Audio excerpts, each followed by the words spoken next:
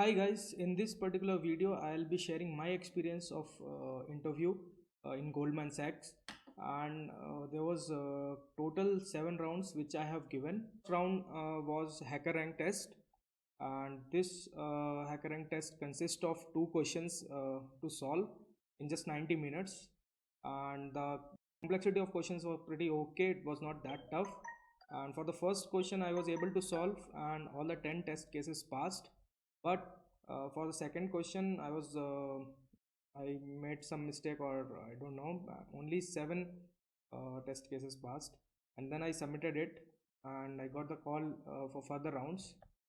Round 2 was coderpad round, and this the interviewer shared a link for coderpad, and there I have to write the code and compile it, and according to test cases which he provided.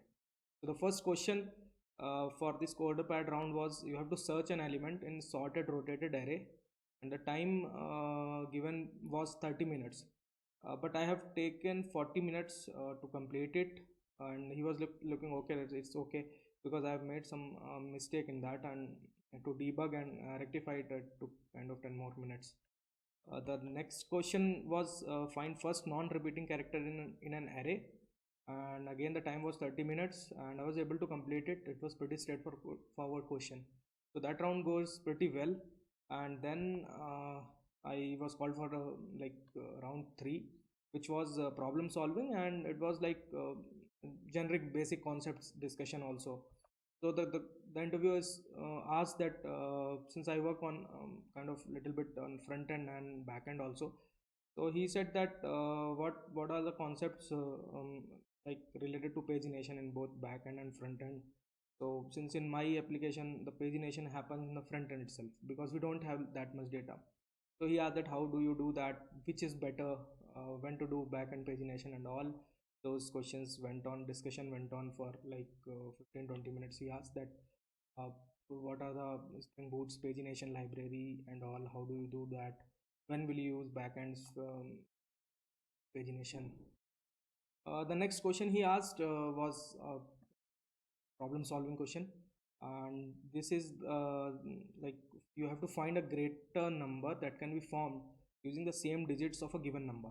So for example, 1 2 3 is a number given, the digits here is like 1 2 and 3. What will be the next greater number which can be formed by shuffling them? So the answer is 132.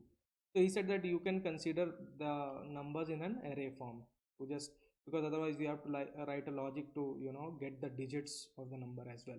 So he said that you can consider that it's in the form of array. You have to create it, you have to get the out. Since I solved it earlier also while practicing, so it was easy for me to solve, and I have done the coding for it pretty well, and then it looks okay.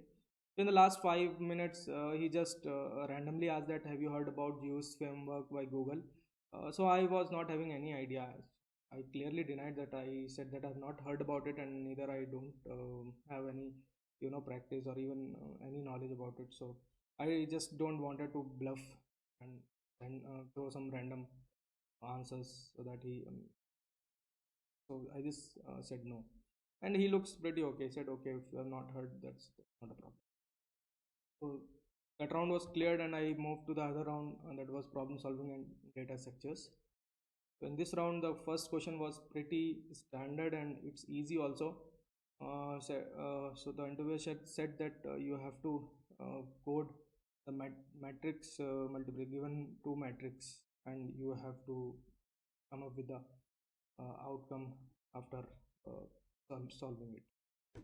So it was a standard question again, and if you have not practiced, you might take little bit time, but it was okay for me because I've been practicing all those questions, so it was okay. The next question was even more easier, and the interviewer said that you have to flat a binary tree into a linked list, and you can prefer in any order, but preferably if you'll do in pre-order traversal, that will be okay. So the binary tree was given the root node, and you have to construct a linked list in a pre-order traversal, which I found like very easy, and that round also got over with a good note, and sent to next round was round 5th, which was design round. And in this there were two interviewers, both so she just stated that you have to design a cab booking application like Uber or Ola. So expectations were pretty clear that what will be the minimal viable product of your uh, application, what are you designing, is what all will be the requirements, and then you have to elaborate the components which will be there, and you have to create even a HLD for that, like high level design diagram. And there was a specific question related to it. She said that how driver and user separation as a user will be done, like driver and person who books the cab. So how will you separate those two as a user? Then write important APIs like book a cab, search a cab. And the next expectation was like how will you store the data into it? And as I proceeded further, a lot of cross questions she asked, and some of them which I remember, like what protocol do you think that Uber might be using, and how will you store the credit or debit card information, how much to store. Basically she wanted to listen that whether I'll be storing it simply, or I'll be using some kind of encryption and then storing it, whether I'll be using CVV or not.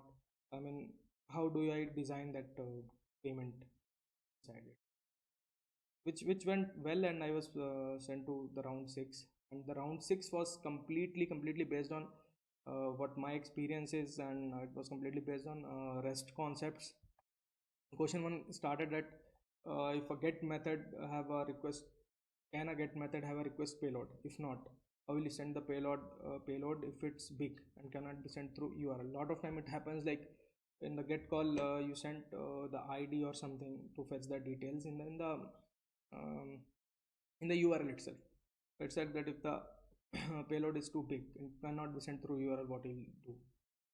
The next question was how will you write or implement a controller class REST endpoint to search employees based on salary, date of joining, name, etc. Uh, even etc. the query parameters. So the interviewer wants to listen and understand about the concepts which I use. Spring Boot, its filter. So whether I'm able to use it, whether I've done it, how will I write that? We wanted to understand that based on query parameters, how will you know um, how will you filter the data? So I use filters in my application where I work in Spring Boot, so it was pretty easy for me. The question third, he said that you have to write a controller class to implement get, create, and search employee. Just wanted to understand that how I write controllers in our application. He clearly said that he is not interested in the implementation of service or DB repository and all. Just write a controller, simple controller class, but it has to be complete. Like you have to use at the rate REST controller if you want to, do some dependency injection, auto wiring, or anything. Write exactly for how I write in my application. So there was like get views, get mapping, and inside that the URL of getting that particular API contract. So all those he wanted to know, and I have written that whatever I write in my day-to-day coding task. Question 4 was like write an open API spec which is to be given to UI to know what REST APIs entity models are there, and etc.